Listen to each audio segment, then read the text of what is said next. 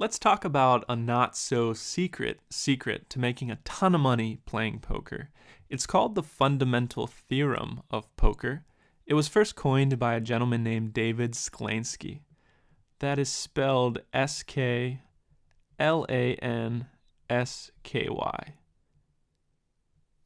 The theorem is founded in the concept of imperfect information. It's what makes poker so different from most other mind sports. A game like chess is a game of perfect information. Both you and your opponent can look at the board, look at every piece in play, and you know every past move and every potential move. You have perfect information. And in essence, the competition is just who's best prepared, who's studied the most chess math, chess science to know precisely the best move given the scenario. Poker, on the other hand, is a game of imperfect information. And the big piece of info you're missing in Texas Hold'em, for instance, is the cards that your opponent holds in his hand, his two hole cards. You have a lot of hints to make guesses at what cards he has or what range of cards he has, based on the bets that you and him have made or called, your position relative to his, and the cards on the board, as well as the two cards you hold yourself. I mean, if you have an ace, he's slightly less likely to have an ace, and things like that. So in chess, you know everything, and it's just a game of who's done the most preparation. In poker, there's this level of uncertainty, and science becomes blended with art. And we've arrived now at the fundamental theorem. It tells you you'll make money under one condition, and you'll lose money in poker under another. You'll make money whenever you play your hand the same way that you would play as if you knew your opponent's hole cards. You'll make money in poker if you play the same way as if you had perfect information, if your opponent's hole cards were face up. On the flip side, you'll lose money when you play differently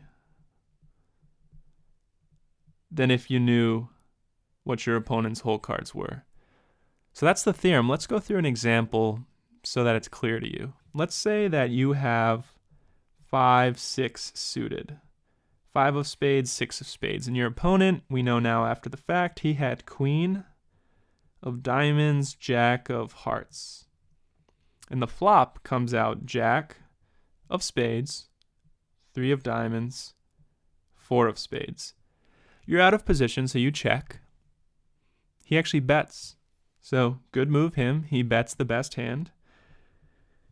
And you have a open-ended straight draw and a flush draw. Any 2, 7, or spade would give you the best hand on the turn. So you do the math. Watch our pot odds video if you're curious what that math would be. But you do the math and you call. The turn is an ace. You're out of position, you're first to act, and you actually bet here. You're thinking a couple things. One is it's a semi-bluff.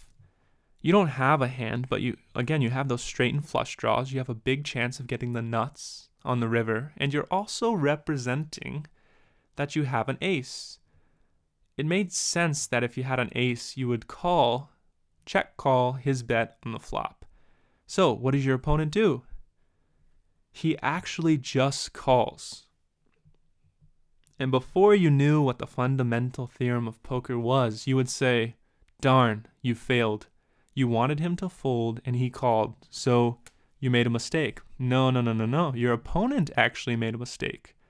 If he saw your cards, if they were face up, if he had perfect information, he would raise a really big amount, basically to the point where you no longer are priced in to call and chase your straight and flush draws. So the correct move for him, assuming he saw your hand, would be to raise a really big amount. And instead he calls. So he has made a mistake because he played differently than if he knew what your hand was on the turn. So even though you have the worst hand still, you're less than a 50% chance to win on this river. If a 2, a 7, or a spade comes out, you might be able to take them for a really big pot. And that's the power of the fundamental theorem of poker.